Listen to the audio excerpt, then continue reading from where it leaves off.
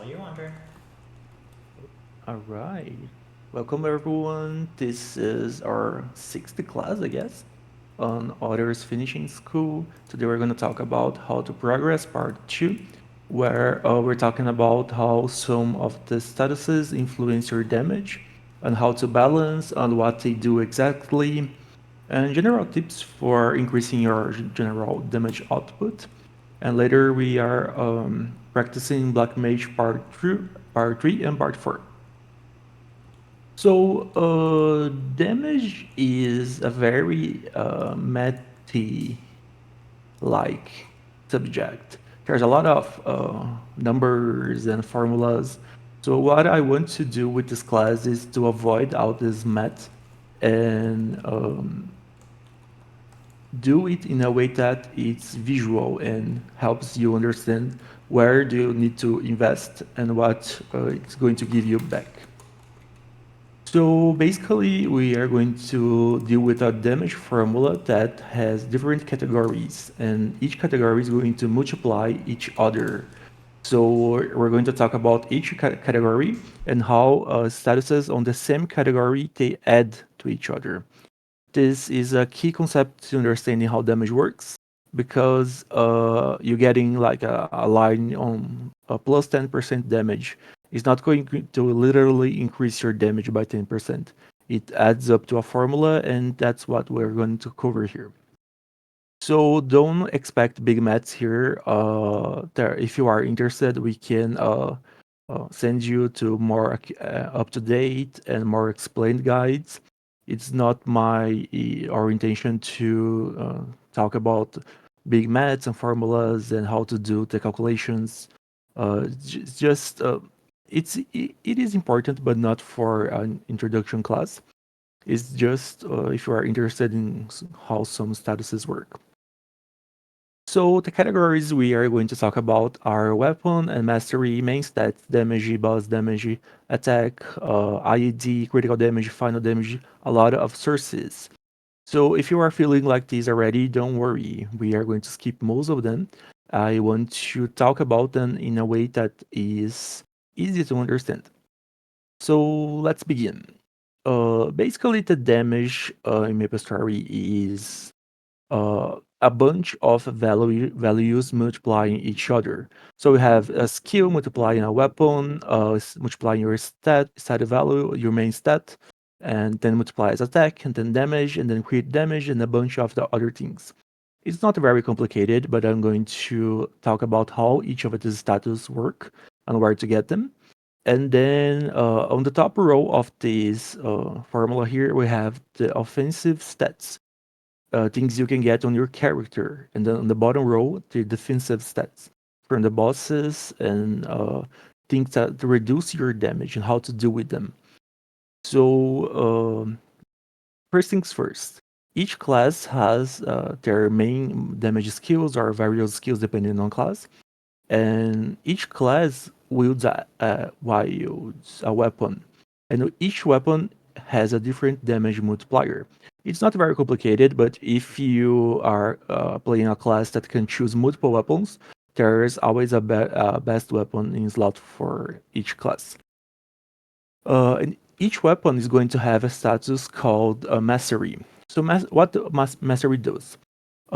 It's a variance stat. Basically, it's going to when you deal damage in Maple Story, it's going to roll a dice that it's going to choose between minimum damage you can deal and maximum damage, which is 100%.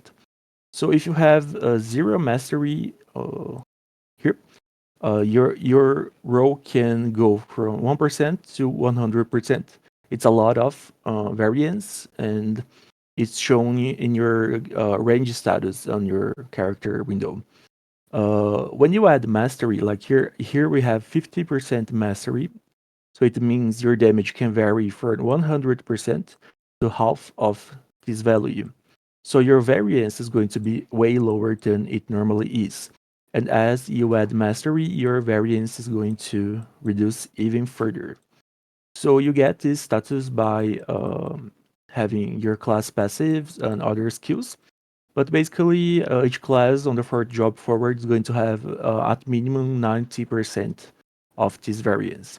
But this is the first value you multiply your skill by. So you get your skill and then you have to roll into one of these values of reference. And then we're going to multiply this value for each one of these. And let's see what they do individually. So the stat value is divided into three parts.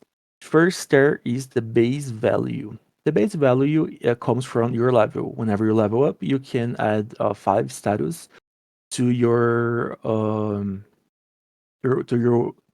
character window. So this base value here comes from training, um, and basically it's your value that can be multiplied by percentage values. So these percentage values are the ones you get on potentials or sometimes on other gear or other sources.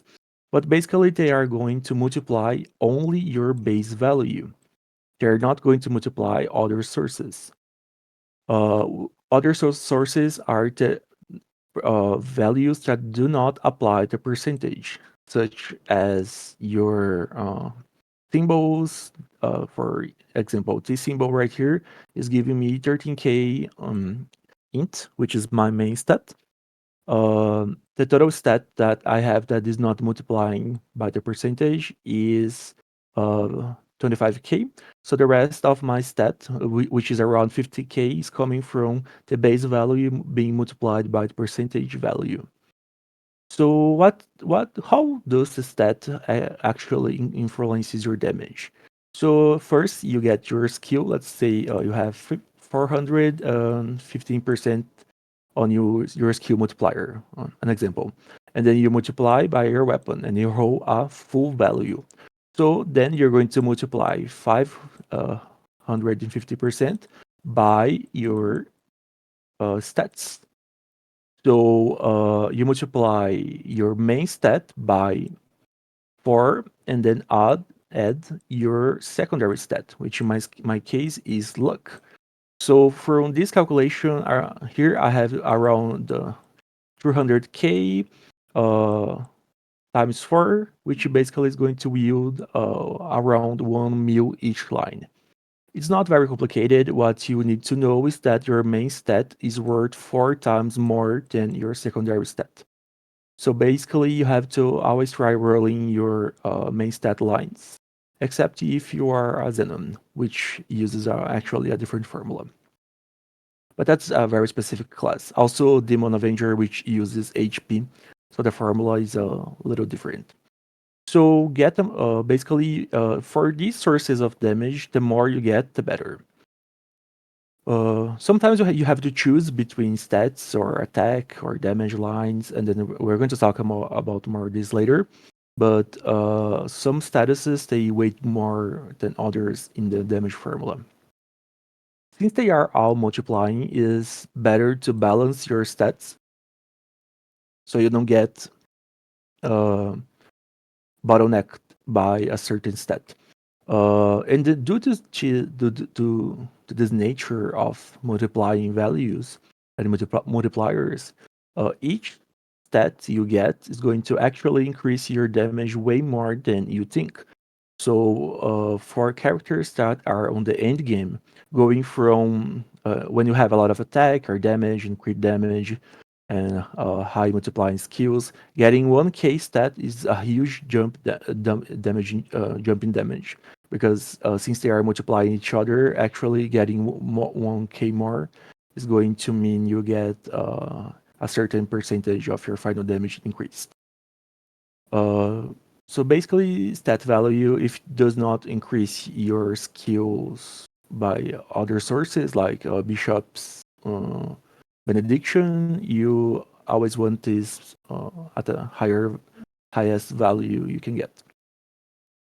So for attack is this value right here. So this is for my character in game, and this value is split into two multipliers. So we have the base value, which comes from gear. So weapon, your Star Force over Star Force on weapon adds attack on each level from 1 to 25, and armors start adding uh, attack and magic attack after 15 stars.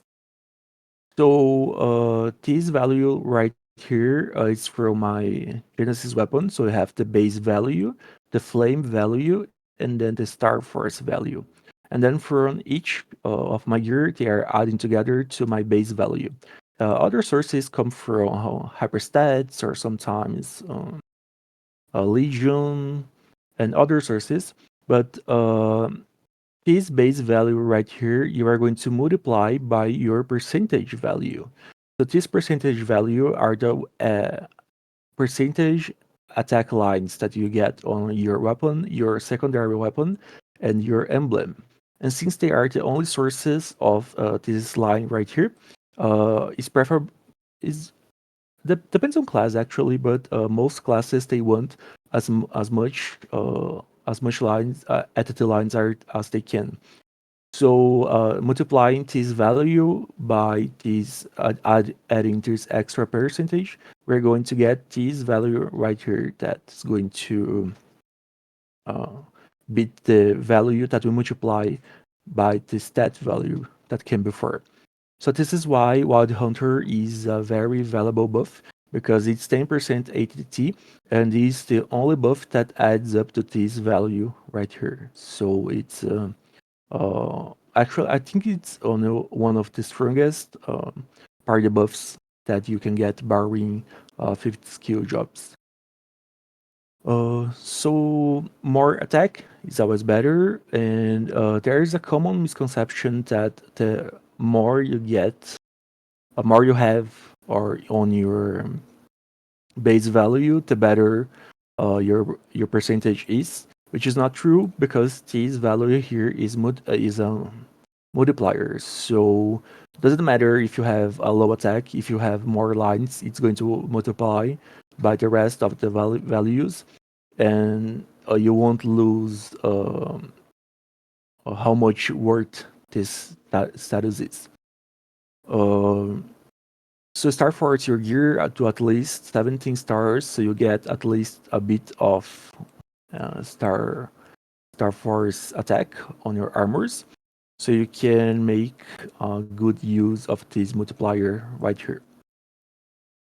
So the next multiplier is damage, which is a very confusing line because we have percentage damage, and then percentage normal enemy damage, and then percentage boss damage. So what is important to us is that percentage damage is a single status.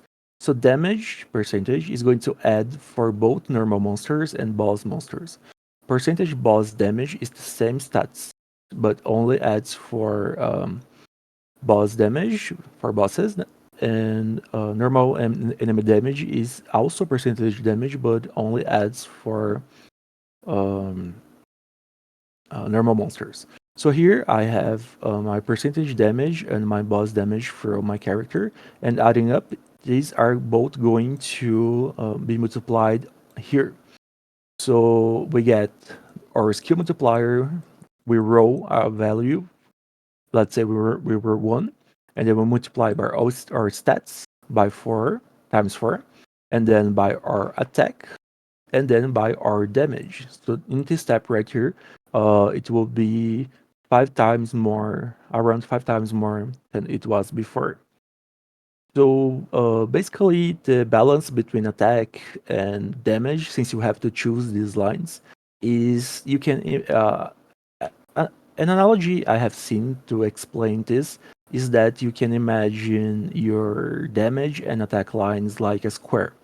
So you have on your Y, you have your attack, and then on your X, you have your damage.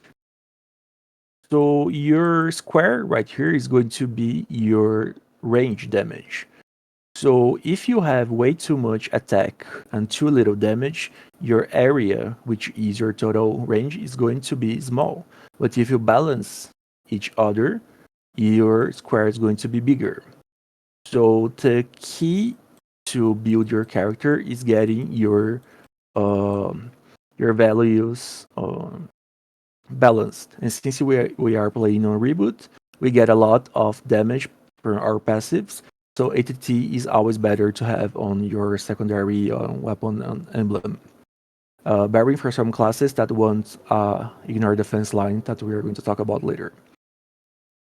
So yeah, these remember you can increase your damage and boss damage with the guild skills. They add a lot of damage, and this is the reason on Mew guilds, for example, we only pick one of the damages, and other skill is always crit damage.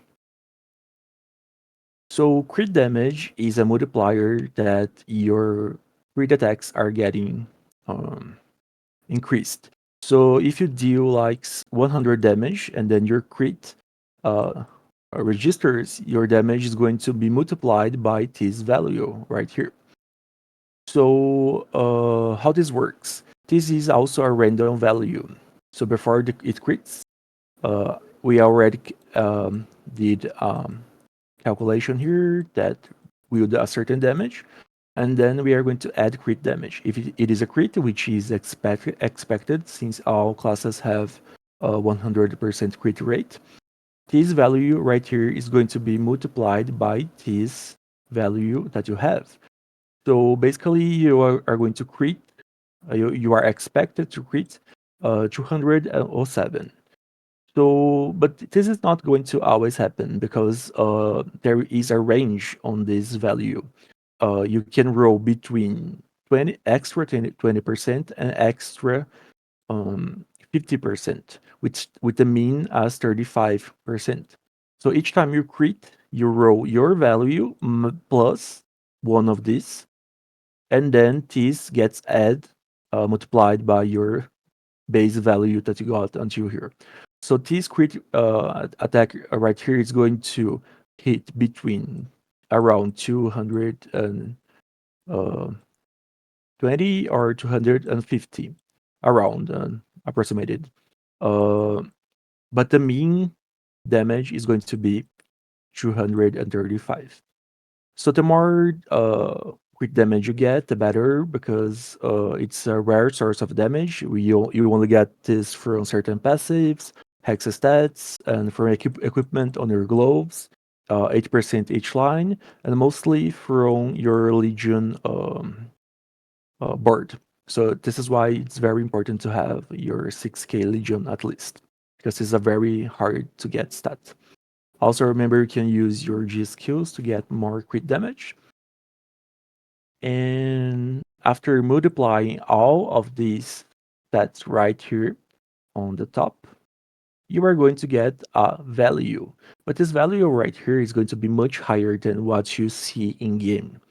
That's because we have to talk about the defensive stats. So let's talk about the first defensive stat, which is PDR, which stands for percentage damage reduction. So you have your full value at X, let's say, and then you have a PDR. After interacting with PDR, your value of damage is going to be reduced. So how this works exactly? Since it's a percentage damage reduction, the value which uh, is a defense stats, so it's not a value your character has, it's a value that the boss has. It's going to interact with your current damage and then reduce your damage. So, for example, if the boss we are fighting has 50% PDR, this means that it's going to reduce your damage after all your calculations. If it is a 50% here, then you are going to deal half of your original damage. This is how PDR works. But how do we counter this? So you can imagine PDR is like a pie. So the full pie here is what the full value of PDR is worth it. So we can take off some slices of this pie to make the PDR weaker, so we reduce less damage. This is called ignore enemy defense. So the IED stats, it's going to interact with this value right here. So IED is something your character has, and then it makes the PDR less effective, makes them weaker. So let's say you have no IED, 0%. So when this interacts with the 15% here, there is no reduction, and then you still deal half of the damage you are expected to. But if you have 50% IED, this means you are going to cut your pie in half. So basically, half of 50% is 25%.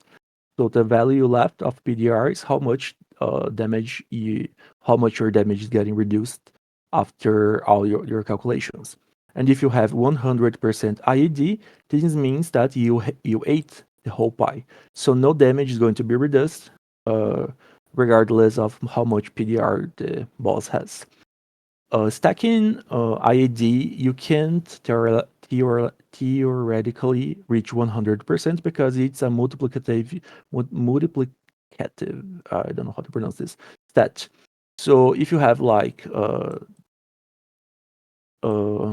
here, if you have like 50% from one source, and then you add plus, let's say 40% from another source, it's not going to be equal to 90% IED reduction. This value right here is going to be add on top of this.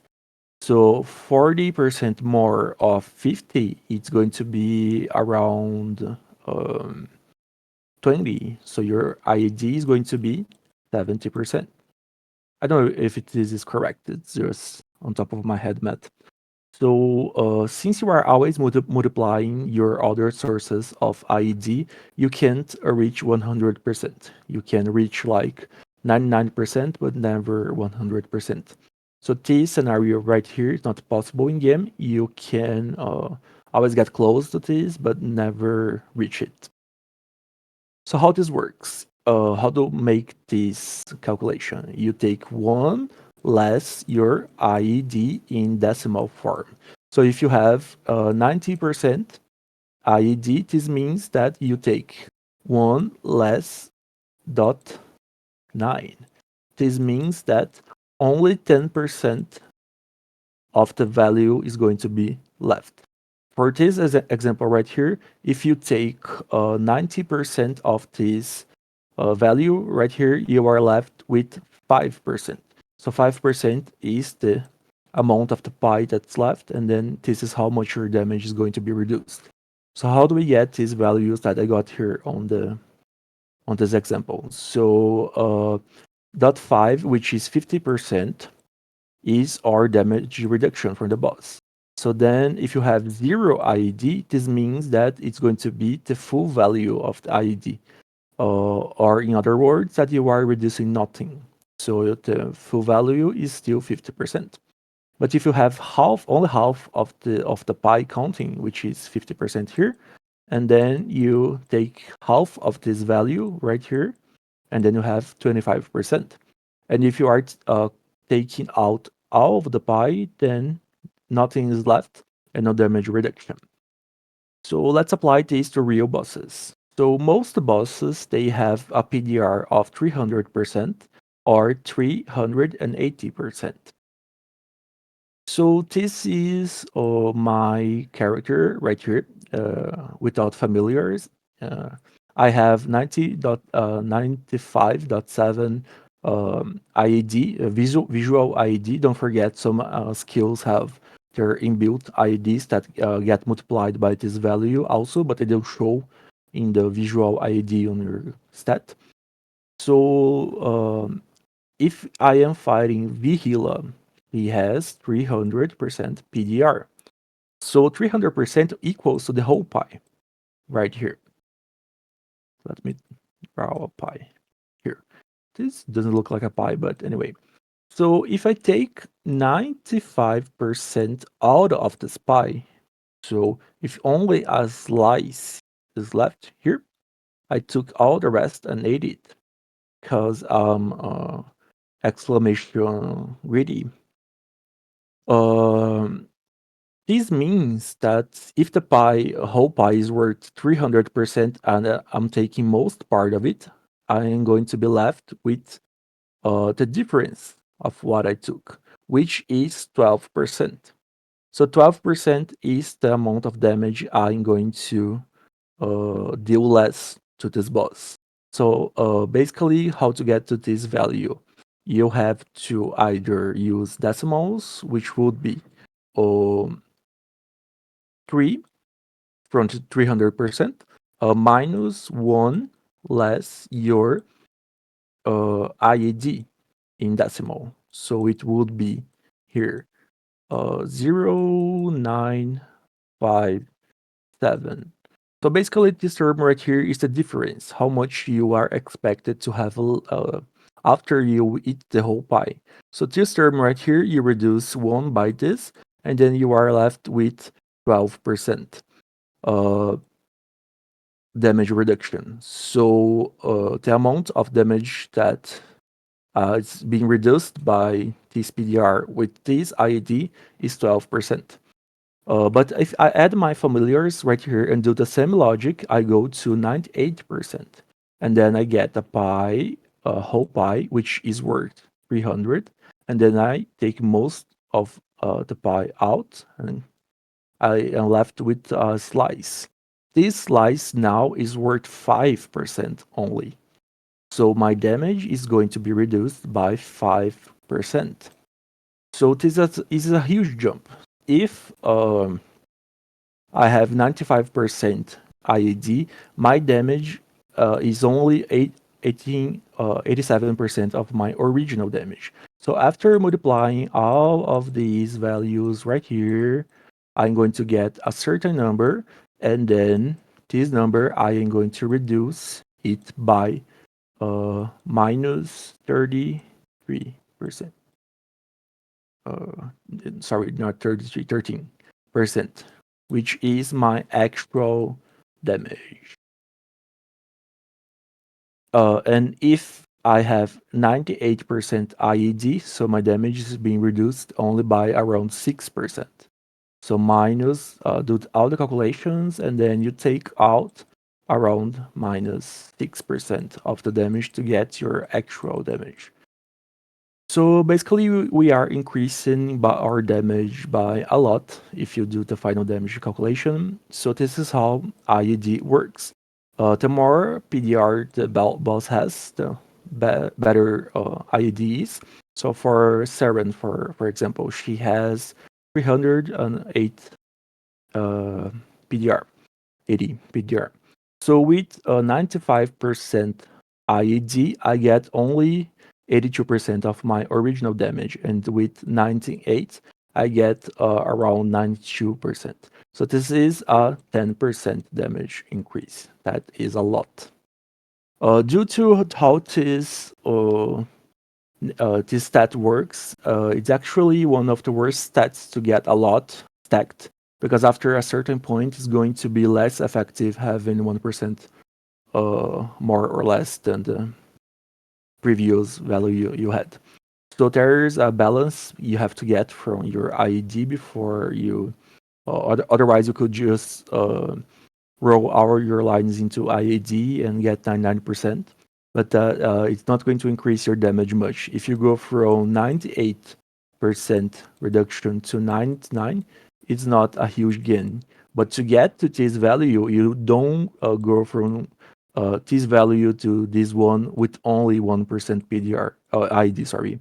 You are going to need way more ID than what you are getting in damage increase. This is why it has diminishing returns. So in the same fashion, the elemental resistance is works very similar to PDR. It's stats that it's a relic from the old Maple story where each attack from our characters has like an element like ice, lightning, fire, poison, or something like that in these lines.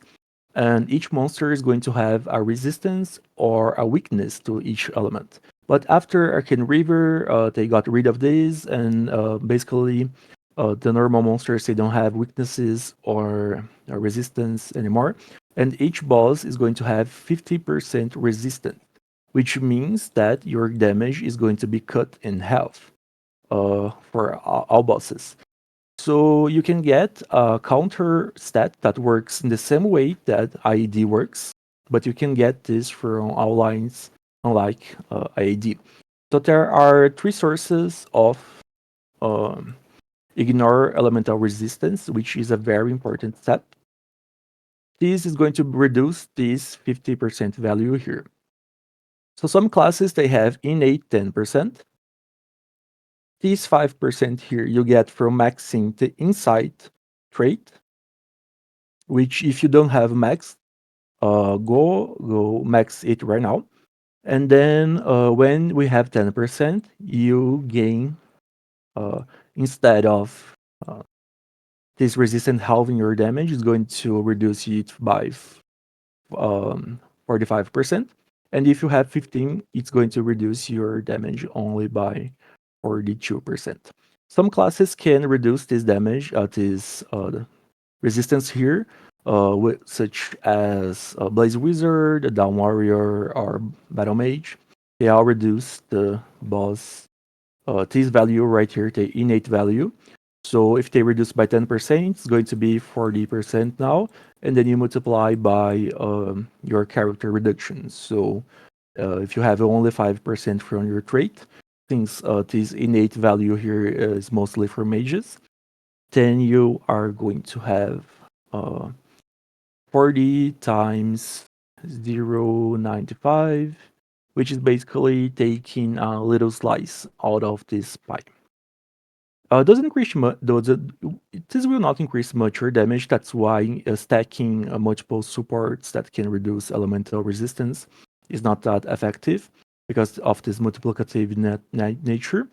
But also don't forget, if you are doing BAs, you have to mark elemental resistance on the configurations. Otherwise, your damage is going to be way more than it actually is. Exclamation redo BA. Also, then you have to multiply the level multiplier, which I left for last because it's the only stat that can either increase your damage or reduce your damage. The others either only increase or only reduce. So we showed this table on the last um, class.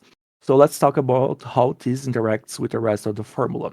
So basically, if you are at the same level as your target, your damage is going to have a final damage modifier, which we are going to talk about in a bit.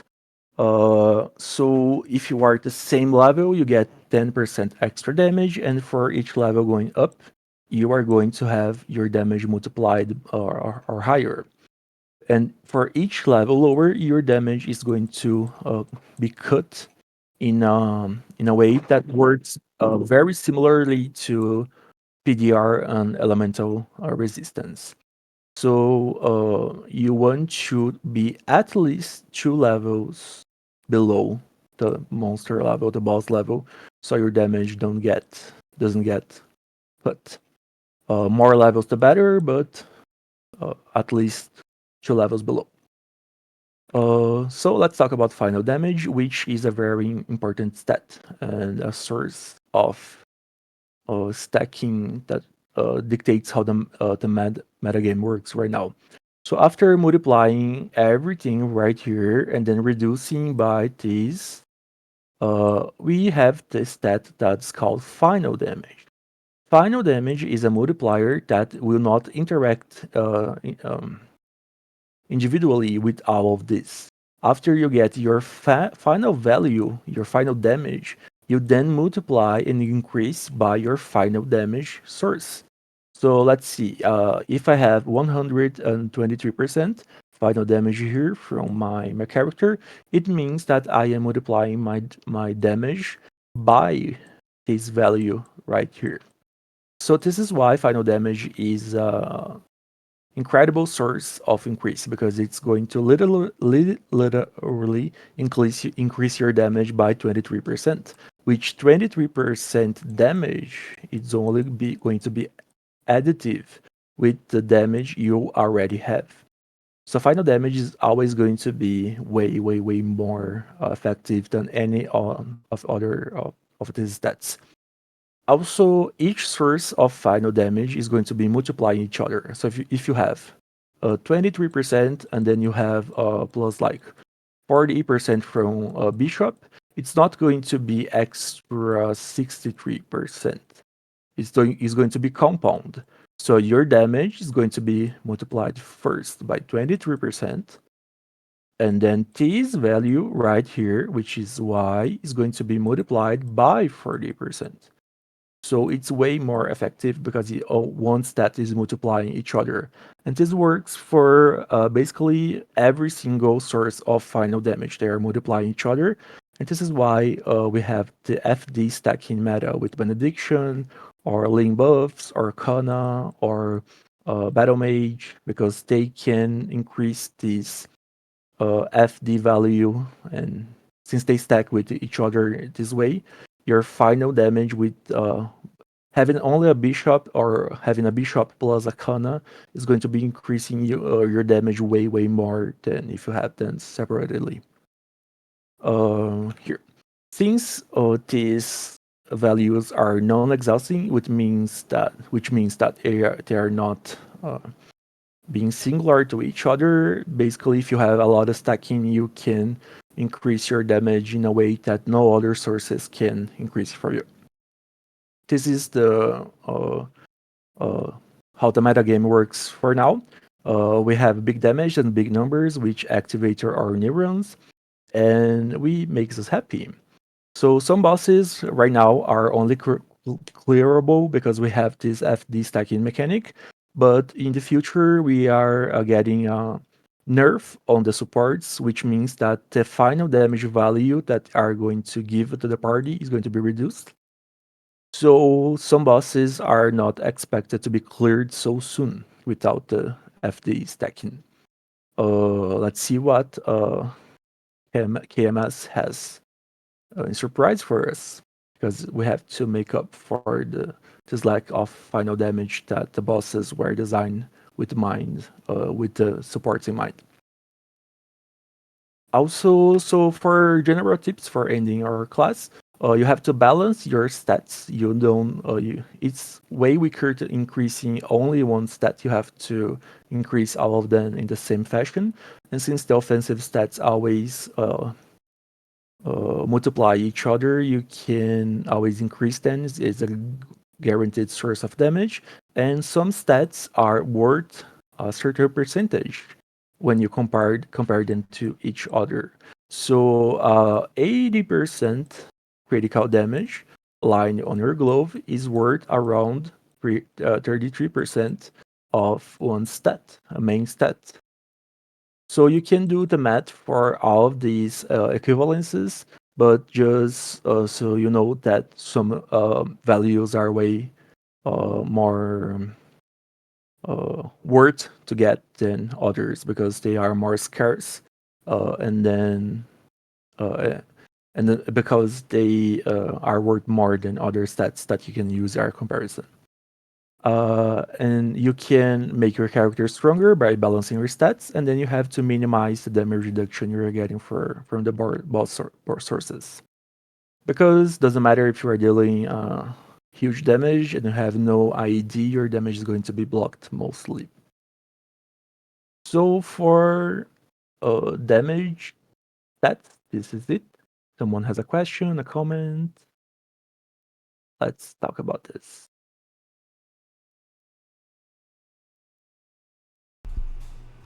Um, I guess since we talked a lot about IAD, do you have a general recommendation for maybe like the thresholds that people should aim for their visual IAD? Depending on like if they're doing maybe like C10 bosses versus when they're doing like Grandis bossing. Yeah, around 93% IAD is recommended because if you multiply this value by the PDR from these monsters, for visual IAD, of course, you are going to get around 90% reduction. So going more than this is going to be expensive in a way that you have to sacrifice lines of other stats to get to this value. unless then this is going to hurt your damage way too much for a line you could easily get. Uh, when you are in a party, most of the times some classes have IE debuffs that can help you uh, make up for this value. Also, some skills, most skills actually on the V matrix, they have inbuilt ignore defense. So this value right here actually is worth around 96% in a regular character with max nodes. So your visual ID is not your only source of ID. For 380 bosses, it's highly recommended to have at least 96 to 97% to reach the same threshold of damage reduction. Thank you. Thank you. With Legion and artifacts and other sources, it's fairly easy to get to this value, but don't you have to get every single line you can, because each line of ID you get is going to be one less line ID line you need to roll, so you can roll into attack or boss damage. So traits and badges and Legion hyperstats, everything is worth to get into ID. If anyone has any other questions about any of the stats or any calculations, feel free to let us know in VC as well. If you want specifics, Andre can always give you some resources if he doesn't know, or any calculators if you want to calculate how much of your own stats you need. Yeah, if you need help with the math part, always reach to us. We are going to help you. These values, they can. MapleStory has a lot of values and math behind. It's hard to learn, so don't be intimidated. We can help with Right.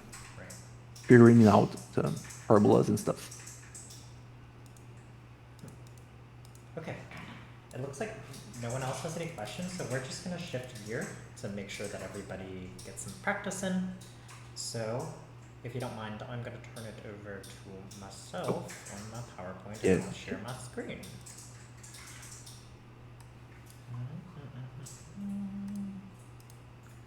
Can you all see my presentation?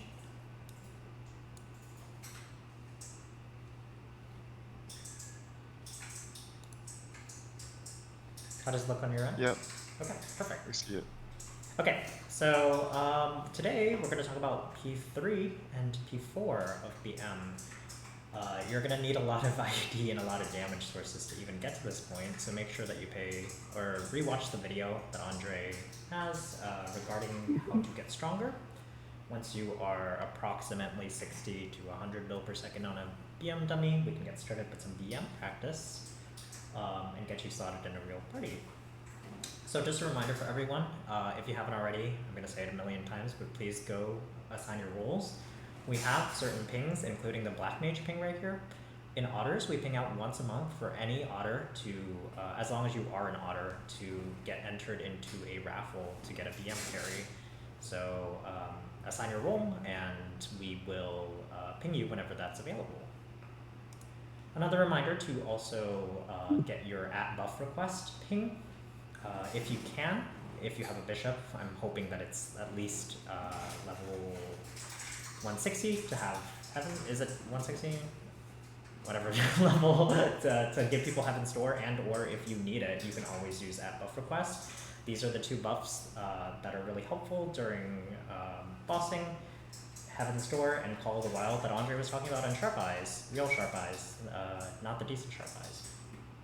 Okay, so just a quick recap before we talk about any new mechanics in BM. Let's talk about the curse system again. This is the slide that Andre showed on Tuesday regarding exactly what the curses do. And as you can see, there's a black curse and a white curse.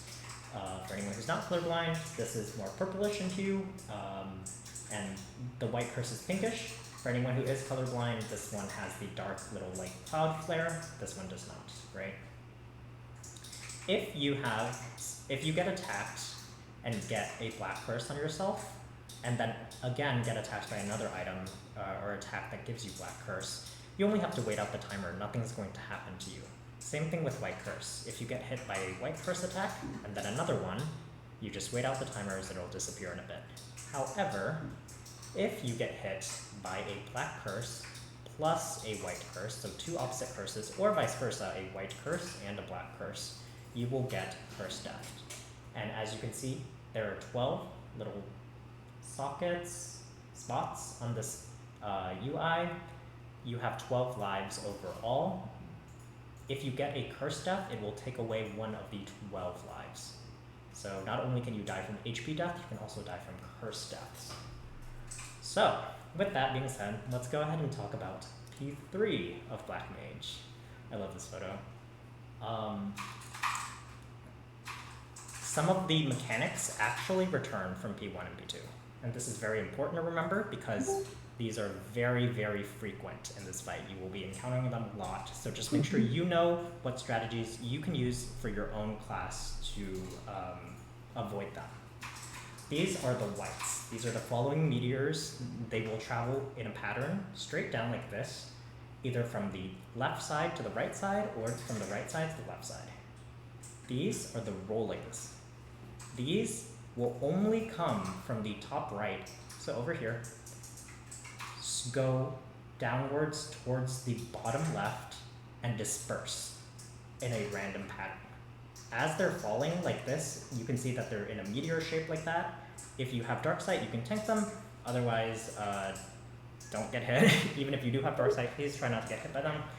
And these, once it gets on the floor and disperses, it will start rolling like this. That's why they're called rollings. And just a reminder for everyone, the cloud of smoke behind the rolling is not a hitbox. The only hitbox when it is moving and dispersing is this ball right here. So if you need to, you can stand right here in the smoke cloud and be completely safe. All of these recurring mechanics will happen in P3, and they all give White Curse, as you can see right here. We've included a little GIF of each of the curses next to all the attacks so you can all remember and reference. Okay, here are some new mechanics that happen in this fight. As you can see from this picture, Black Mage will be standing inside of this ball. This is almost identical to what you do in Magnus. That shield around Magnus is identical to the Black Mage shield, in the sense that as he decreases his HP, the shield will also increase in segments. Those are called the shrinks. There will be 3 shrinks, or 3 sizes in total, 2 shrinks. If you are standing inside of the shield, the mage ball, you will deal the most amount of damage, exactly like Magnus. If you are outside of it, you will deal less damage, exactly like Magnus. If you are standing outside of it and you are healing, you will receive reduced healing, just like Magnus. Just remember all the concepts from this Magnus fight apply into this. The shield gets smaller as his HP decreases, you get less healing outside of the bubble, and your damage actually decreases outside of the bubble. So your best bet always in this fight is to stay inside the bubble. I'm going to say it a million times when we do practice, but stay inside the bubble the best you can. Unless you are not attacking at all, stay inside the bubble. Black Mage also does some attacks. These are very easily telegraphed because you can see exactly what the animations are, so get used to them. The first major attack, whenever you hear any sort of Black Mage video, is most people will call out what are kicks. Essentially, he does a jumping jack animation right here. Looks exactly like how Pikachu jumping jacks. He will fling his arms in the air, and fling arms and legs in the air, and knock everybody back who is standing in his radius. This is the most dangerous attack in this fight, and it will give you White Curse. Why it's so dangerous is because you will be constantly, like every other phase, be barraged with things that give you Black Curse. If you get hit by an item that gives you White Curse, you will take a Curse Death while Black Cursed. Also, because it is a knockback, you get knocked back into a million other projectiles, a million other attacks that you don't want to deal with. It's very dangerous when you get kicked, so just be very cognizant of it. How the kick works, and I like to explain it like this, is every class has skill cooldowns, right? I can share my class's example. I have a 5-second cooldown on my Corsair skill called Headshot. It's a very strong bossing skill that does a lot of damage, but I can only press it every 5 seconds. Black Mage has the exact same thing with this kick attack.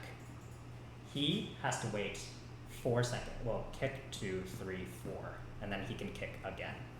So when I count, I say kick. That means he does his kick attack. 2, 3, 4. 2, 3, 4 indicates the cooldown period of the kick. Same thing with my headshot. I can do headshot. 2, 3, 4, 5. Headshot.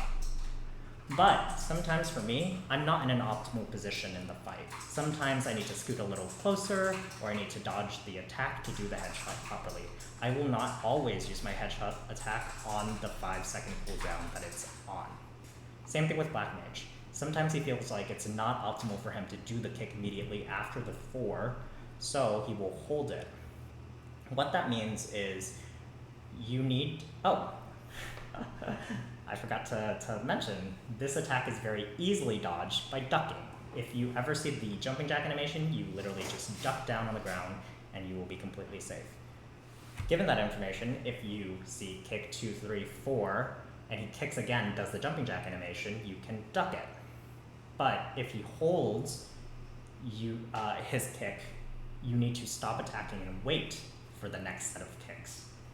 Some classes get stuck in animation when they do attack, so you can't, like if I'm doing, say, what's a bossing skill that gets stuck in animation very often? Raging Blow? Raging Blow is relatively fast, but heroes do have a slight bit of delay when casting it, so if I do my Raging Blow exactly at the same time as his kick, he will kick me and knock me back and give me White Curse. So it's very important for you to, when you're first learning this fight, to know exactly how many attacks that your class can do during the kick animation time and the cooldown in between that time. For most classes, it's somewhere in the 4 to 5 bossing, 5 for very quick bossing skill attacks, 3 to 4 for very slow ones. And for classes that play, or classes that have hurricane attacks, you almost never have to worry about this. You just see the animation and you move your finger away from the hurricane skill and you duck, and that's pretty much it. Here are some practice links if you ever need. We also have this in the Black Mage threads if you guys ever need a resource, but these are just little simulations of what his kick attack is, and to practice the kick 2, 3, 4 timer. And then you just hit duck on the simulation. It functions exactly the same as the real fight, not accounting for the fact that he will sometimes hold his kick. Okay, that is the kick attack. Again, very important and very something you need to be very cognizant of during the entire P3 fight, because he will be doing kicks very, very periodically. After that, sometimes he will do a suck attack. His character will glow in kind of like a bluish aura and just suck everything in. This functions exactly like Lotus, exactly like any other Vellum, any sort of attack that has a suck. It will pull you in, except for it doesn't do any sort of damage, but almost immediately after, not always, almost immediately after the suck is a kick. There will be a scripted kick somewhere between like immediately after to like 3 seconds after he does a suck. So whenever you see the suck, preemptively, don't always duck, and I will explain why in a second, but get ready to duck the kick almost immediately after. So remember, suck, whoever's getting the best Otters school finishing school education, the suck goes into a kick. And the kick can be dodged with a duck. Unfortunately, this is not one of those fights where you can duck every second to get away from stuff, because lasers. Lasers will periodically happen in the map. These blue lasers are a constant. You will almost always get hit by them in the same fashion that you're getting hit by chains in P2 and P1. These lasers give Black Curse, and they're completely okay to tank. They only do like, what, 12.5% damage? It's not a lot if you get hit by 1, 2, 3 lasers, no big deal. However, the big one to watch out for is he will do this animation and summon super lasers. These super purple lasers do 50% damage. At the intersection of any of these two lasers, like right here, you will get 100% HP damage. So you will instantly die if you don't have any sort of damage reduction, damage mitigation. So be very careful standing in the intersection of two purple lasers. How these purple lasers spawn is if Black Mage has an aggro in the same fashion that like Darknell has, or Damien, if you see the little who does the most damage little chart on the top left of the fight, he will almost always aggro the person with the strongest damage. That's not always the case in this fight. He will aggro someone at random, and there's no chart for us to tell, okay, he's gonna aggro this person, yada yada, he's moving on to this person. You just have to all collectively play well and play carefully. If he cannot locate the person that he is aggroed on, say for example, Andre and I are in the fight. I'm inside the bubble and Andre is not. If Black Mage is aggroed onto Andre and Andre is not attackable, he's too far, Black Mage can't hit him with anything, he will spawn super lasers, these purple lasers. There are super lasers that happen periodically, those are fine. But if they get stacked on top of him spawning more supers because he cannot attack Andre, that's like double the amount of lasers. So you're having to deal with a lot of things in this fight. It's very important for you all to play not only inside of this bubble, because this is most of the aggro zone, but to not overduck, because overducking also counts, overducking the kicks. It also counts as a way for Black Mage to not be able to aggro onto you, to locate you. So again, it's very important for you to not spawn super lasers by staying inside the bubble as much as possible and not overducking inside of the bubble. Only duck whenever he does this kick attack. Do not even duck for the suck. The suck does not need to be ducked because it does not do any sort of HP damage. Okay? And these give Black Curse. So if you get hit by a White Curse item, very important that you will take a Curse Death if you get hit by, say, a kick and a super laser. Almost immediately, that's 2 deaths, because a Curse Death, and likely because you got kicked and the laser does 50% HP, that's like an almost instant kill. But other than that, these are the attacks that happen inside of the fight. It's very easy, nothing kind of crazy outside of these platforms that you do need to watch out for. 6 platforms will spawn in at random every cycle of FMA. Yeah, he does FMAs again, it's kind of annoying, whatever, just kind of have to deal with them. But at random, these 6 will come in and they will have a creation and destruction. What that means is they will be created at random, a random time during between the cycles of the FMA, and they will do this green explosion animation. This green explosion does White Curse. So for example, you see this little character right here. If I am standing right here and this platform number 4 is created, or this platform I'm circling is created, you will get White Cursed. And if you are standing in this place, there is a good chance that you might have gotten hit by a laser or an angel, and I'll talk about that in a second, and be Cursed Death. So be very careful and cognizant that you are not standing under or on a platform when it is created. In the same fashion, a lot of people will use these platforms to dodge attacks. Be very careful once an FMA finishes to not stand on the platform. Get off the platform so you are not White Cursed by the destruction, which is the same animation that plays right here. Pretty much in reverse, but it's a green explosion that gives a White Curse anytime a platform is created or destroyed. There are also these black holes. These will shoot out little pellets straight into the center area. So they are usually located somewhere around here in the air, and they will just shoot into the middle. From the left ones will shoot into the middle towards the right, and the ones on the right side will shoot into the middle, into the left. These pellets give Black Curse.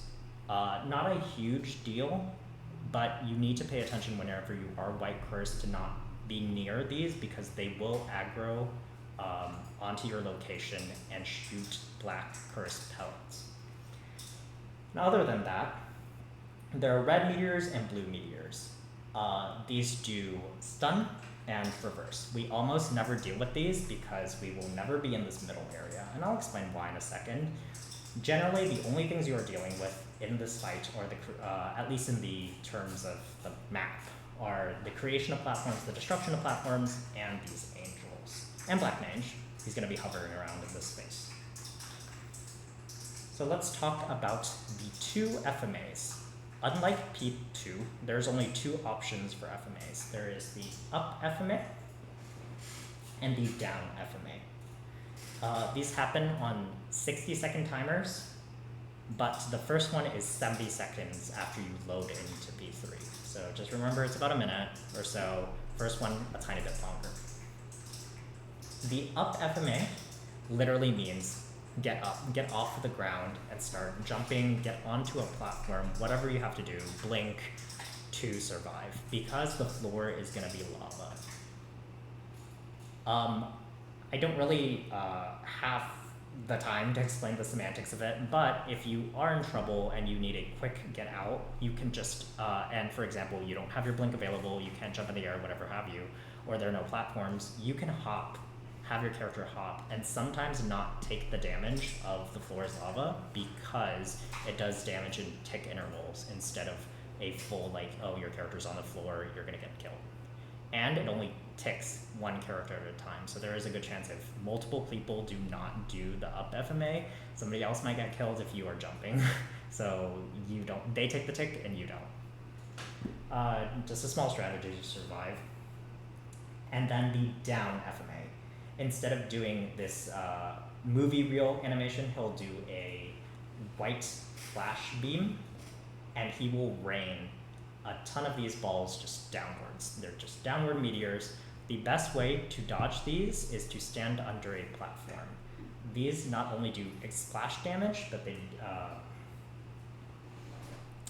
they will pretty much function exactly like the whites, where if they touch a platform, or like in P2, when they touch that invisible platform, they will completely break. But they will do a tiny bit of splash damage, so you can't be like right under the platform.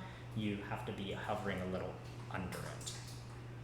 I'll show you exactly what I mean in a second.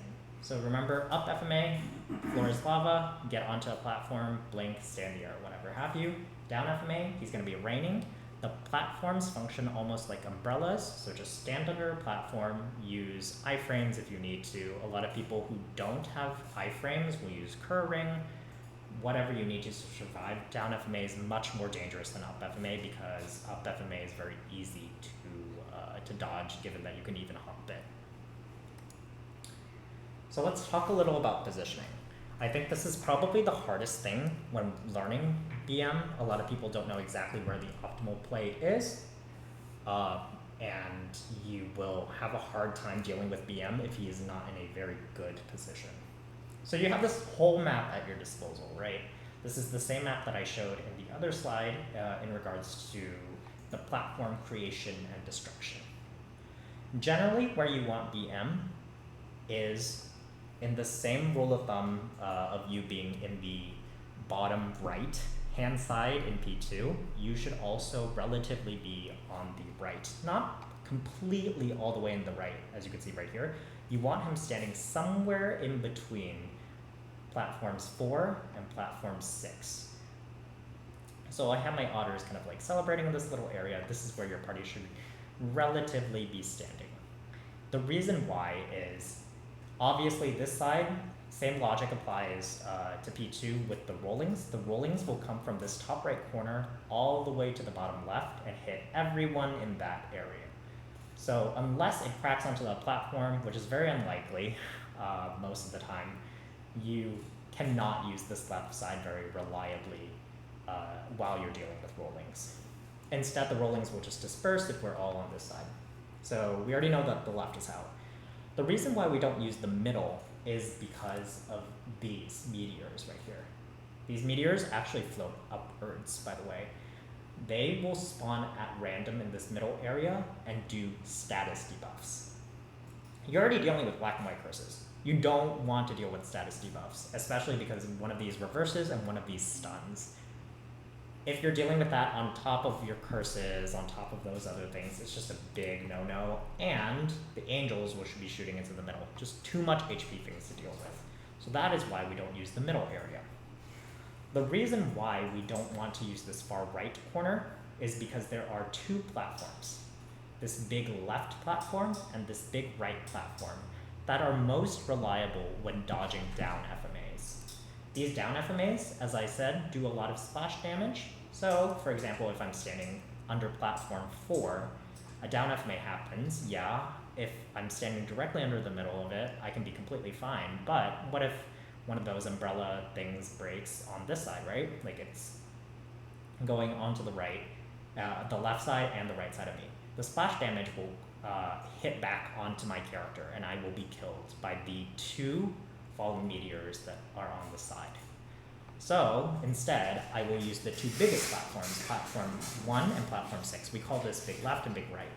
If my character is standing right in the middle right here, it has enough space for me to either blink in the air and stay completely in the middle, or if I'm even on the ground, the meteors will hit to the side on the right and to the left and not splash back at me.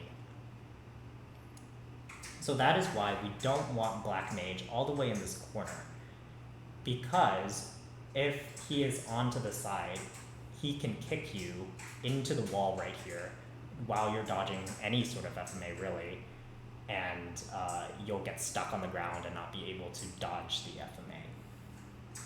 Same thing with, say, rollings. We can use this big right platform or this big left platform. Once the rollings disperse, we can blink in the air onto this platform and or rope lift up, stand there, and then go back into position to fight Black Mage in platform 5. So another thing that I did want to mention is you can technically use the far left after a rolling happens. I know a lot of people, when they're doing their first, say, Black Mage solo, or even getting a carry, they're very afraid to use this left side. As long as the rollings have immediately passed, you can use this left side because you know that the rollings already came. There'll be a 40-45 second window between the next rolling. So after the rolling passes, I go onto this left side to maybe take a breather, maybe recover. If I'm getting carried, I just use this side to stay relatively safe until I know, okay, it's been a little bit of time, the rollings haven't come. I'm gonna hop back over into the right side just to play safe for a second, and then after the rollings pass again, I can use the left. So that was a lot. We're gonna practice everything after this. We're gonna go through P4 first because it's a relatively quick phase, but P3 is definitely the most overwhelming phase, the most difficult phase in Black Mage, because there's just a lot of bullshit happening. You're just gonna have to kind of find the strategies that work for your class very specifically and learn, you know, how to dodge things using the platforms, using the space. It is a very wide map, so you have a lot of options to play with. Okay. And the last thing I did want to mention is if you ever see a big left and a big right, say something. If we usually have scouters for our parties who are dedicated to going to find these platforms. For example, I'm a Corsair, so I can move very fast. It's very easy for me to find the left platform, so I'll say big left. I'm checking for big left. I'm gonna go find big left. I go hop onto this left side. If I don't see a platform, I'll say no big left. If I do see a platform, I'll say we have a big left for the FMA. Same thing, since you are all standing in this vicinity of platform 5 right here, if you see the big right spawn in, you can say big right. Use big right for rollings. We have a big right for FMA, whatever have you. Say so, if you see it, say something. And finally, this is P4 of Black Mage. This phase is very, very simple at first. At first glance, it's not very, but it's very simple because you can ignore half of the mechanics. As you can see right here, there are black and white attacks and pellets that are happening all around Black Mage. If you go into the fight, when you go into P4, you will be designated an aura color, either black aura on this left right here or white aura. As you can see, my character has 2 different colored curses, and I'll explain exactly what that means. This black aura is the one we want to usually stay in. If you go in, you see your character is glowing in white, you want to hit your interact button. For me, it's spacebar. For some other people, it's Y, whatever have you. Hit that button, your harvest button, your interact button. You will change to the other color aura. So if I load in, I'm white aura, I hit my spacebar key, I change to black aura. If I am black aura, I stay as black aura, and I will explain exactly why. The black aura gives you white curse. Remember, black aura gives you white curse every time you are attacked by anything white. These white pellets will spawn, there will be white explosions in the map, whatever have you. If I get hit by any of those, I will be given the white curse. The white curse gives you the ability to heal in the fight. This black curse potion locks you, but gives you final damage. So for most classes that are not actively healing, most classes that don't have a drain like Bowmaster or Aaron, they will stay in black curse. The only exceptions for white curse are people who want to get a little more damage in, Aarons who have drain, Bowmasters who have drain, sometimes battle mages who have drain, bishops and lins, right? Those classes have a lot of healing to them, so they can be in white curse to get black aura. So I load in, I got black aura on. What exactly happens in the fight? He has 3, technically 2 major attacks that I kind of generally worry about.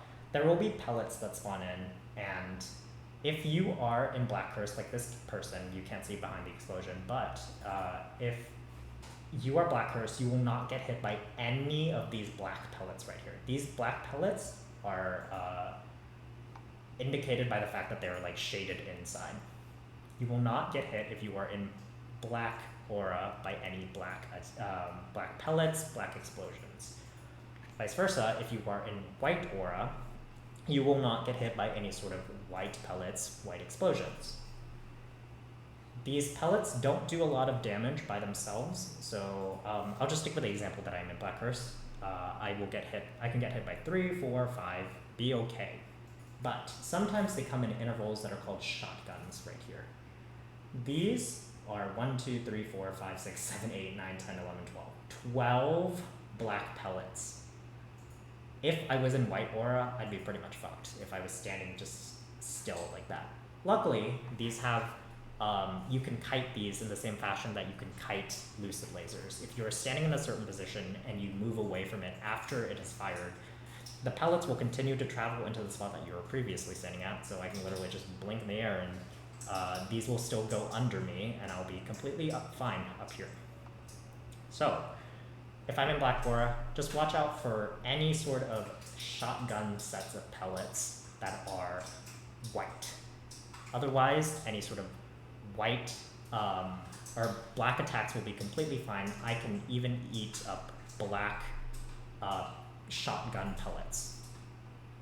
Same thing with explosions. There will be periodic explosions that do like 50% HP, which seems like a lot, but between your healing fams, your party healing fams work by the way, and your auto heal from the fact that you are in black curse, black aura with white curse, you should be able to heal through most of these items. Just be careful not to take too many explosions back to back. They're pretty easy to dodge and they take a really long time to actually explode, so you can move away from them relatively quick. Something I didn't actually know for a really long time until I was like in a run and I was like, why am I getting slowed? He does have a slow attack, Black Mage. He'll cast it periodically. You will almost never notice it unless you are one of those classes that's truly affected by walking speed. You can you cannot flash jump it, but you can move away relatively easily from all the attacks, and I think you can teleport through them, so nothing to super worry about. And finally, every 30 seconds, he will do an FMA. These vines trees, whatever have you, will spawn in the map at random. So as you can see, there's a huge patch of black vines that come up, and in this set, huge sets of white vines that come up, and then one that comes down. You need to differentiate between these. These black vines, the ones that come down and the ones that come up, same thing with the white ones, the ones that come down, come up, function exactly the same depending on their color. If I am in Black Curse, I need to be standing under the black vines because they do not do any sort of damage to me, and vice versa. If I'm White Aura, sorry, first, Black Aura, black vines. White Aura, white vines over here. You can stand, it doesn't matter if they are shooting upwards or downwards, they will function exactly the same.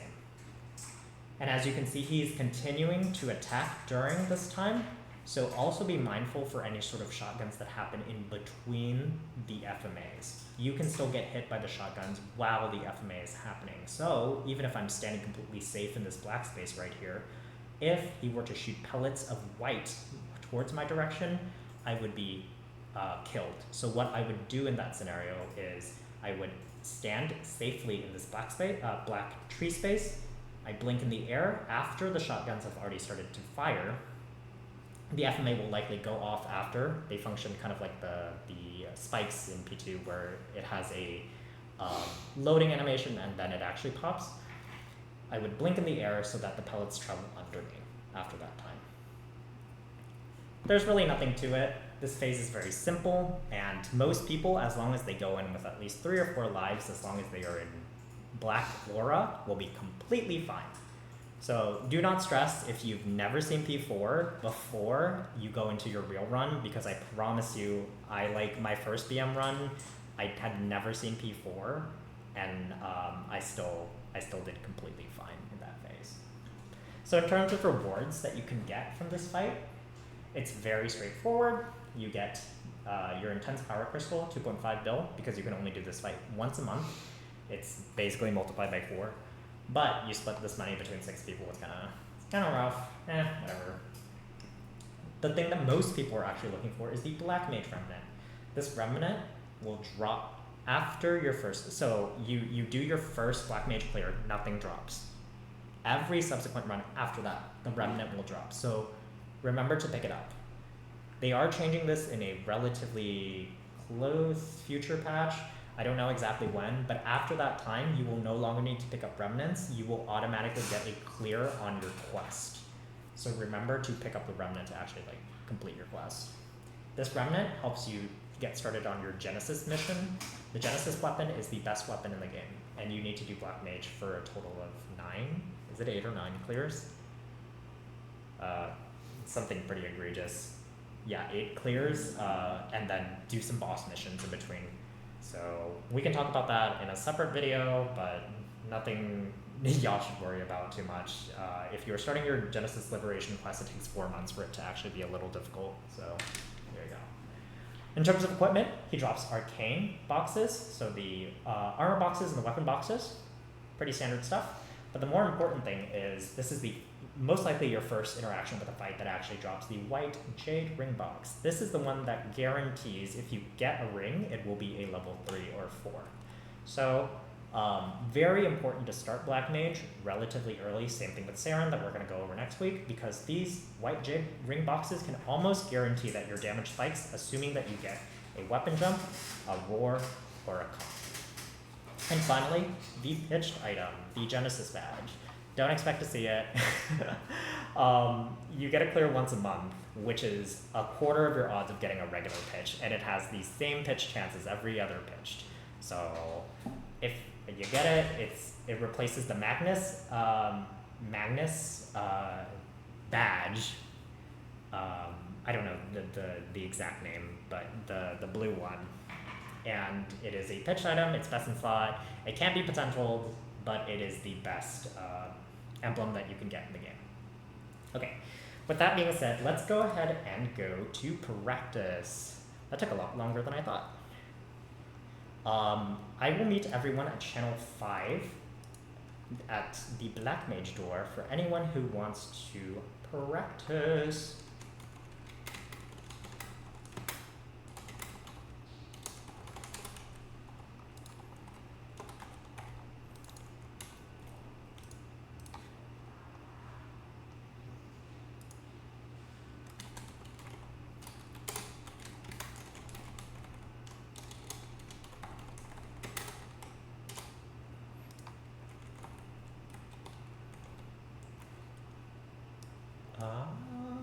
Give me 1 second. I'm going to swap my display.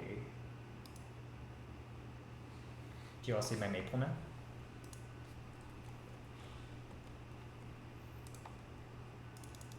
Yes. Okay. If I can, could I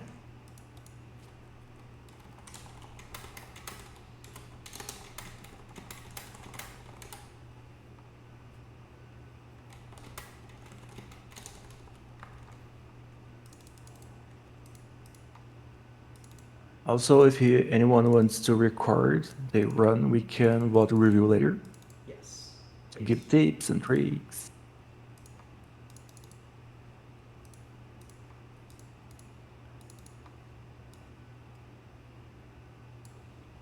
Okay.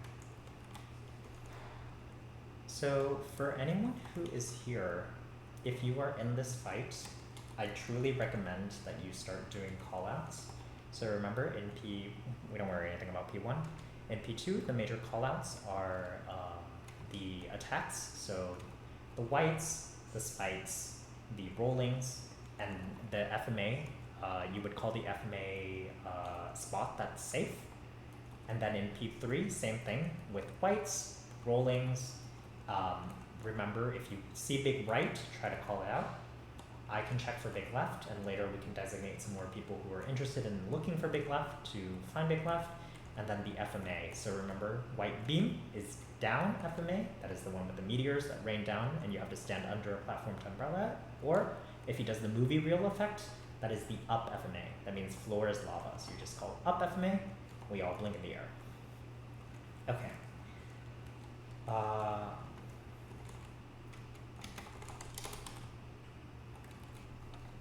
Let's see.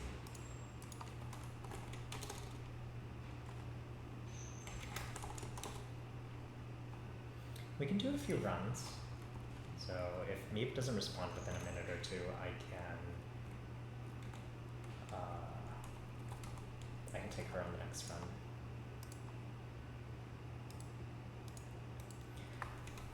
Andre, did you want me to do P1?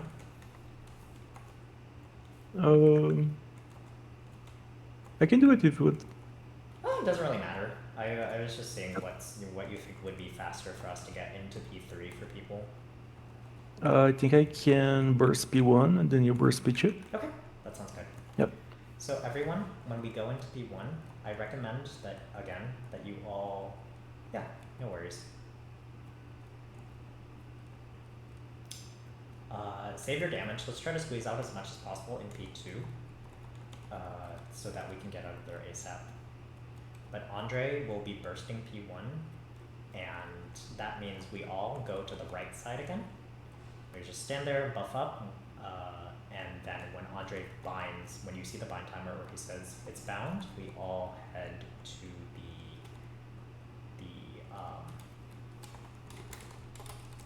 to where the statues are. I think I'm doing Origin Bind. It's faster.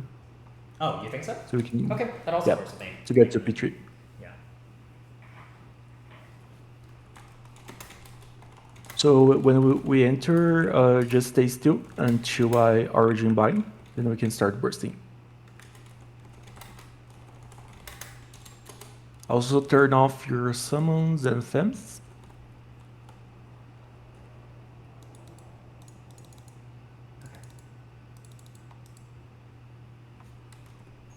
Are you doing Origin? Yeah. Are you doing like Origin Bind on the when we go in, or Origin Bind after they stack? I tend to bind during the second phase. On P1. Oh no. Sorry, Josh. Just for reference, we are taking into we're basically gonna skip P1 and P2. We're getting people into P3 to start practice learning the what happens. Mm-hmm. Okay. Yeah, binding when we enter, so no need to move around. Okay. Yeah, I also need to practice a little bit on phase 4 a little bit, so I won't get KO'd a lot. Okay, that sounds good. If that's the case, Andre, I passed you lead. I'm gonna summon my fams and stuff, and just let me know whenever we're all ready to go. Give Andre your R's, please. or come to the right of the portal if you're ready. Oh, to the right. Okay. I'm ready. There's a reminder for anyone who has been practicing for a bit to start your VOD. So what that means is usually we record our sessions on OBS or any sort of other recording software, so that we have a reference for later. We use that reference usually after the run, or you can post it if you don't have time, to do what's called a VOD review. We'll sit together as a group and just kind of watch the video and see exactly what moments some major attacks happen, what you can do better, what you did really well on. So Yeah. for anyone to start their VODs, please. Yeah, I'm on like. Yeah, I'll probably won't do that because I'm just need to practice. I'm on like the third one. I just cleared like the Magnus, Oh yeah. the Magnus lib. Yeah. Yeah, I cleared Magnus lib. Listen, I'm hoping to get like some more practice so I can survive phase 3 more. Probably more phase 3 because that's a bit. Sometimes I meme on that. Yeah, no worries. I'm ready. I think we're waiting we're- for one person. Yeah, we're waiting for Tafa.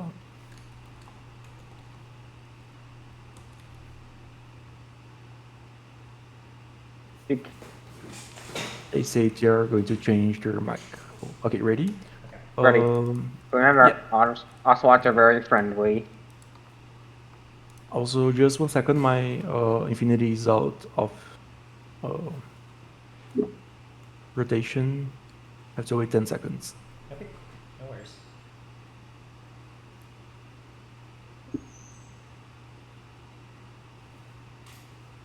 One.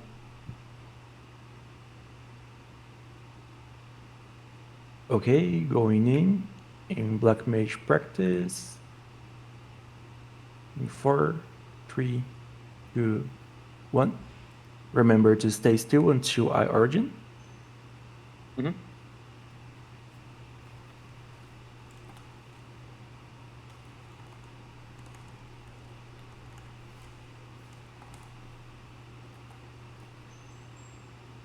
Did you origin? Yep, there. I think White doesn't the white jumped somewhere. Yep. Yeah, I heard. Oh, there we go. Did it? They're bound. You got jumped as soon as I saw that. Oh, I got blocked. Turn it. Get on. No worries. Okay. Okay, we are out. I think that was a bad bind. Here we go. 1, 2, 3.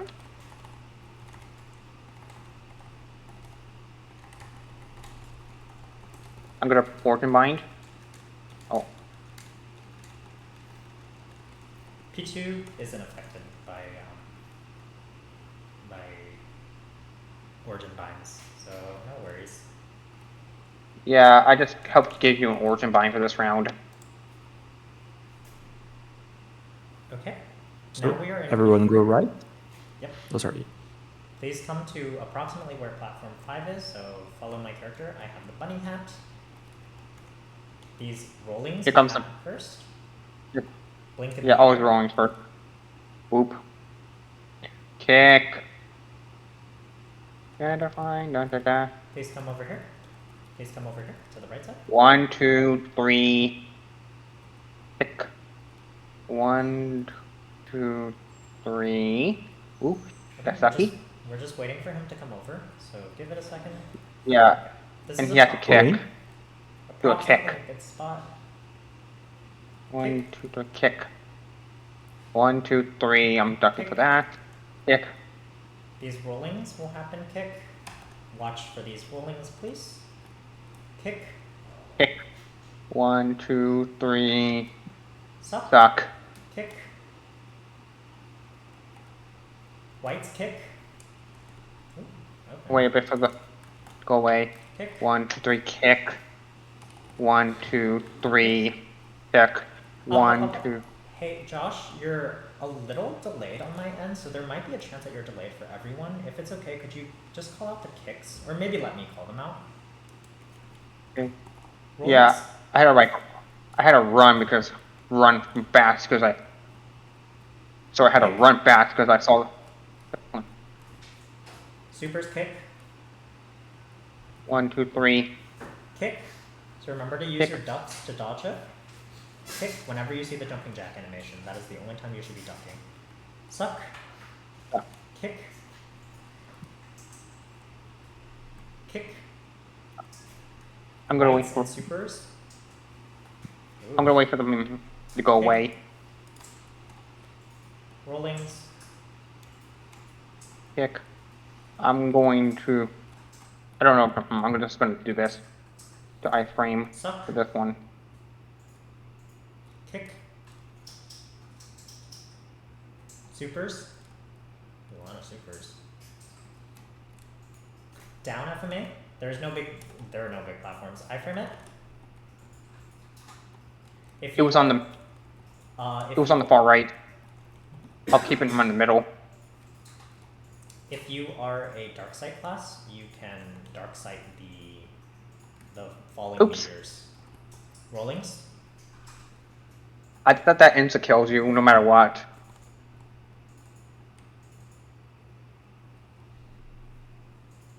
He's too close to the right. We should pull him to the left. Okay. So what we are. Yeah, I going was trying. So what we So are going to I was trying to. Right. Okay, so what we are going to do is called a full reset. Everybody, I'm going to ask you all to leave the bubble and go to the left side. Andre and I will catch him, and we will call out when kick happens. After the kick, be careful for rollings pretty soon too. After a kick happens is when you can walk in, do not flash jump in. The reason why is Catching. you get flung backwards. Rollings, Suck. kick. Kick. After Come in. these rollings and a kick, you can come in. We will kick, tell you Kick. exactly when. Up FMA.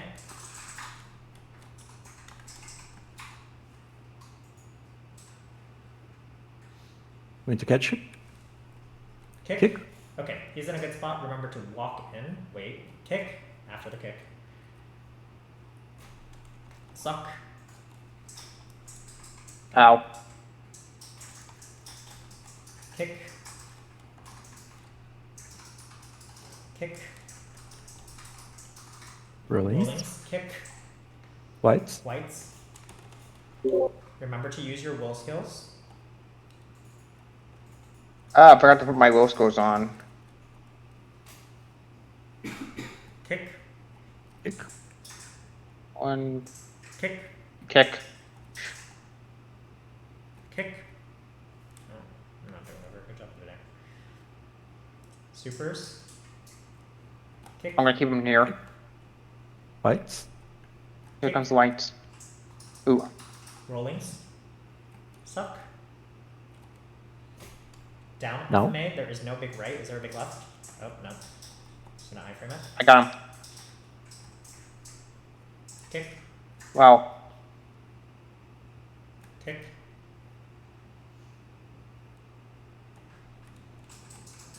Kick. Kick. Kick. 1, 2, 3. I'm gonna stay here Suck. in the zone.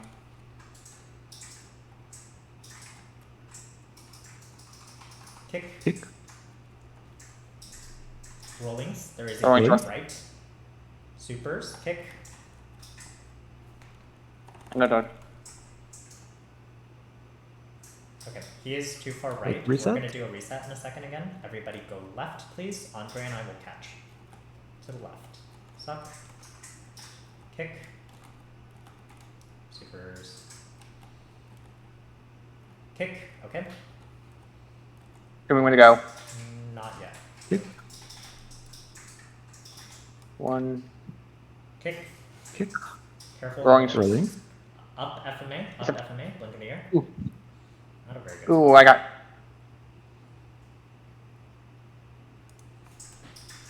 Wait for Yeah, I kick. got my clock. Kick. Come in. Careful. Kick. Kick. Okay.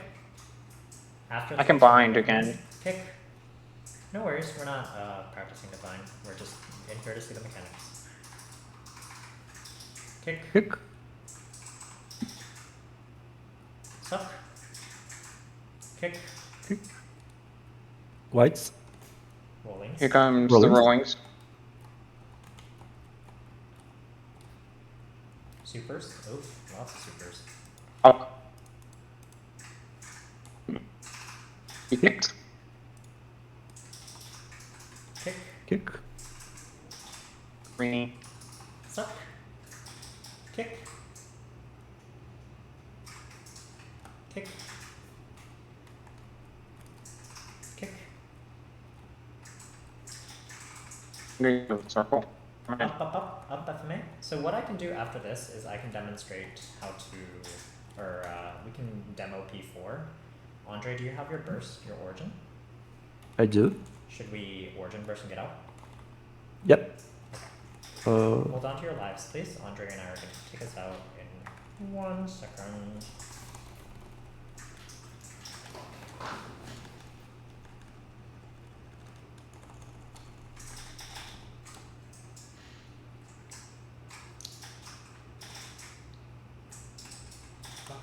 You know what's funny? I tapped the platforms and I actually jumped down early and I still didn't get KO'd.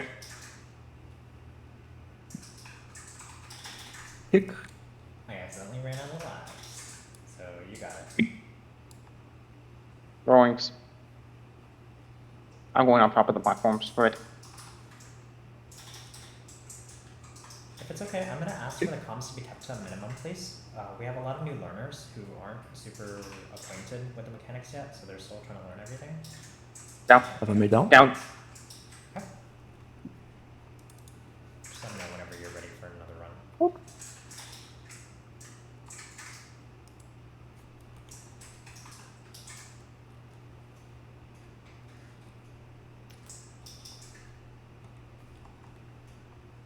Kick. Drawings.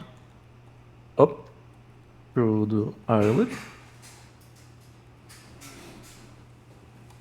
Yeah, I'm leaving. Let's set up for another run.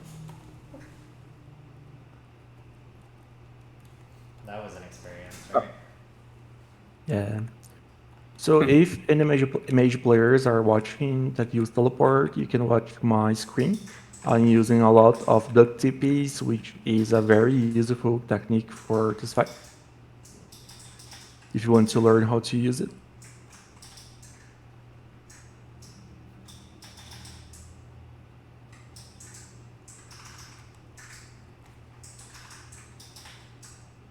Oh, I'm not sharing.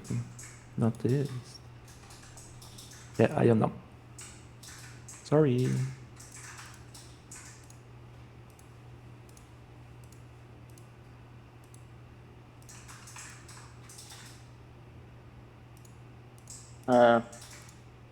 Let me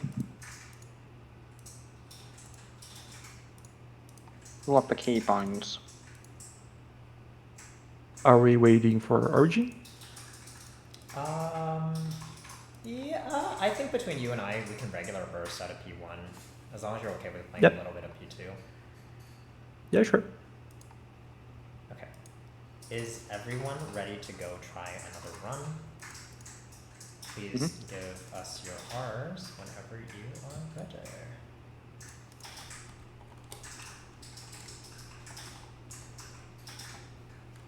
So everyone turn off your summons and femmes and go right this time. I'm going to stack bind. Do you want me to origin bind phase 2?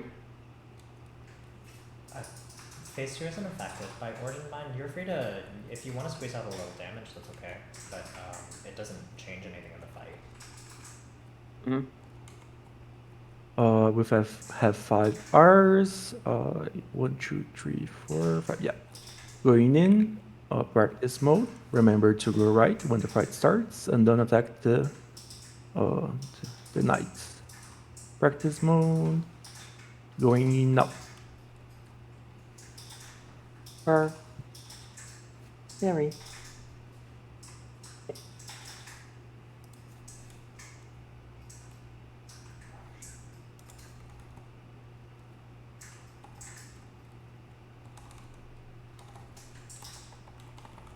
They are bound. Okay.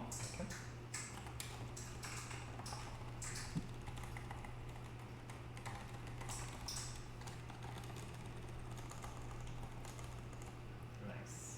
We're up. Nice, good job.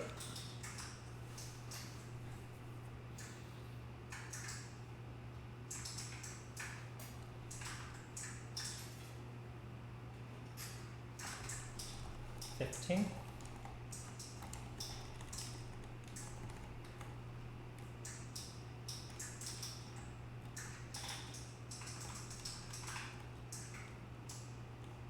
Spikes. Spikes. Got some. 1, 2, 3.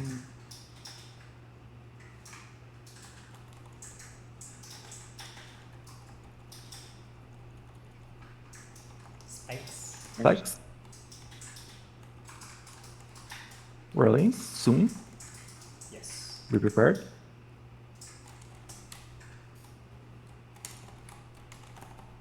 Spikes. Spikes. Oh. Spikes. Readers.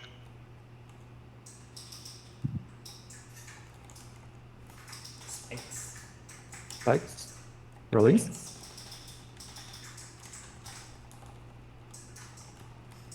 FMA in 4 seconds. Mid FMA. Center. Mid, Middle. Mid.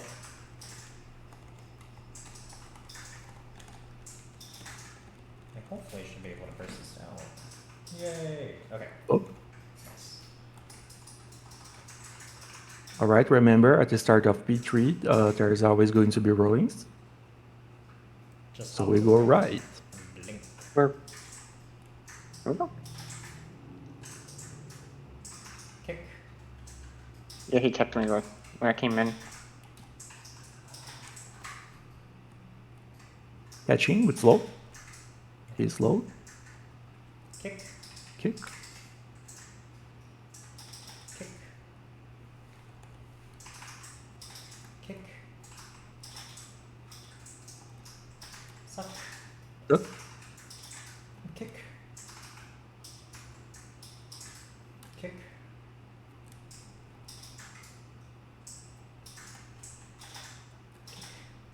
Rollings. Rollings. Go right and jump and blink. Suck. Careful when going back to the bubble. Wait for kick. Yeah. Whites. Wait, And FMA white. should be soon. Kick. Kick. FMA down. So Down, you down, can- down. You can stay under this platform right here and be completely safe. Wait for kick. Suck. Duck. Kick. Rollings. Kick. Kick. I'm gonna.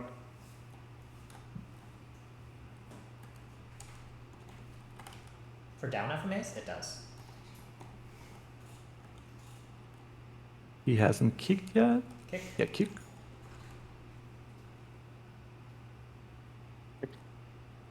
I think you might need real So- dark saves, so some classes, I could be wrong, but like Callie and King definitely can dodge them. Kick. Rollings. Rollings. Kick. Suck. Oof. Supers. Kick. Yeah. Down FMA. Down There FMA. should be no big left, no big left. Iframe. Catching. Kick. Kick. Supers. Suck. Suck. Kick. Kick. Rollings. Rollings. Kick. So I have a tip for new players. What I see a lot is people that get way too desperate to go back in the bubble. You don't have to go back to the bubble immediately. You can wait for the kick. It's way safer.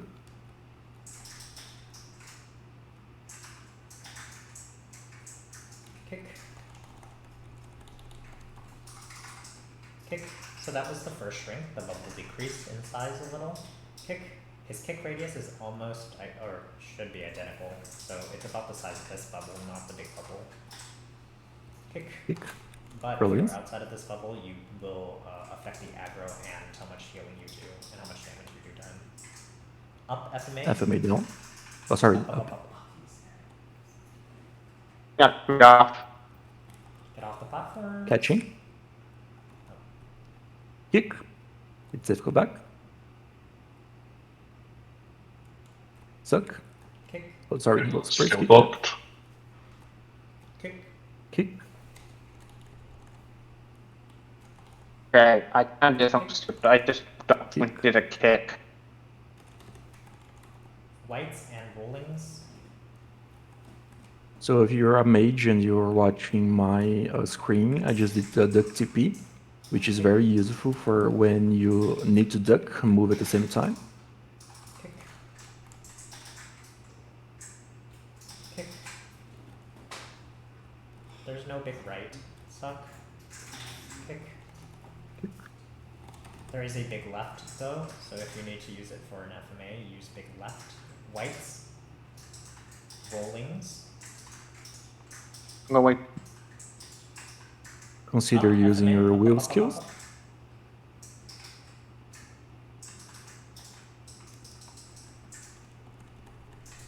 Wait for a kick. Suck. Hasn't kicked yet. Kick. Kick. Kick. Kick. Kick. Kick. Kick. White. Whites and rollings. Rolling. Kick. Supers. Supers. Oh, Kick. he sucked me then. So I have a tip for not getting sucked out of position when you are hugging the wall on the right.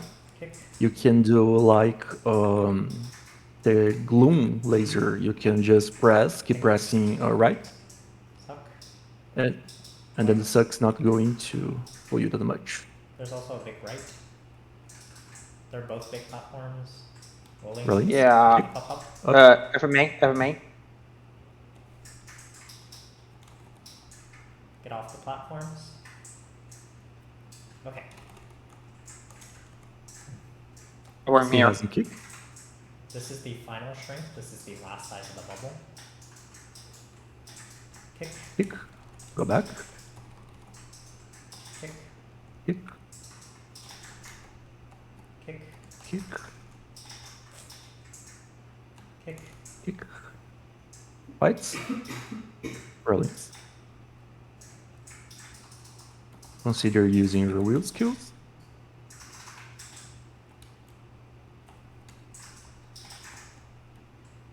Kick. Kick. There's lots of angles there. Kick.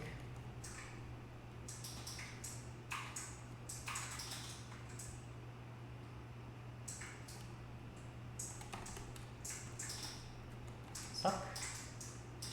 Kick. Kick. Whites. Down. Have a made down. I think I will go ahead and get everybody to P4, so we have a little demo of that as well. Okay. I'll just burst this out, no big deal. Wrongs. Play those rollings, be careful. Nice. Okay, so in P4, remember, you're gonna go in with a random curse, use your interact key to swap to black curse. If you are already in black curse, just play with it. Or black aura. The aura around you should be black. Sorry.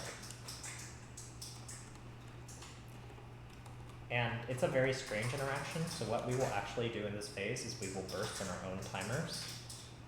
It's a little different in XPM when you guys have to burst together, but there is a white shield that's created every time the FMA happens. It's negligible whenever you guys are doing hard VM. FMA, stand under the black pillar, assuming you are in black aura.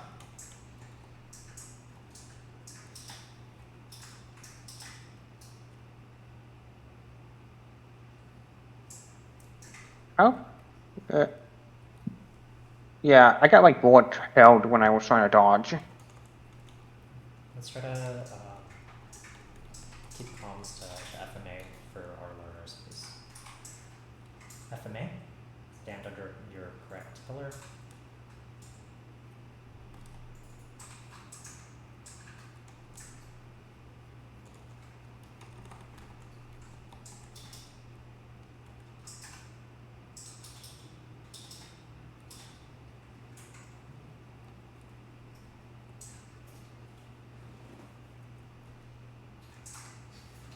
And unless you are manually swapping, you will not get a curse death in here.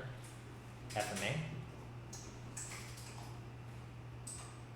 So all of your lives will only be from HP death, assuming that you don't swap. How do you like deal with the rapid 4 fires? The shotguns, Yeah.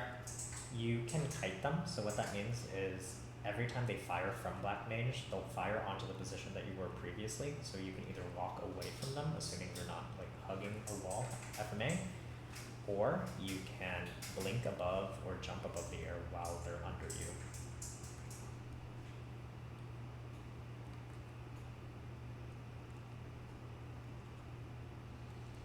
In approximately 10 seconds, I can burst this out. I think this is probably good enough practice because it's going to be completely identical. As long as you guys get the main gist of P4, it's a very easy phase. FMA.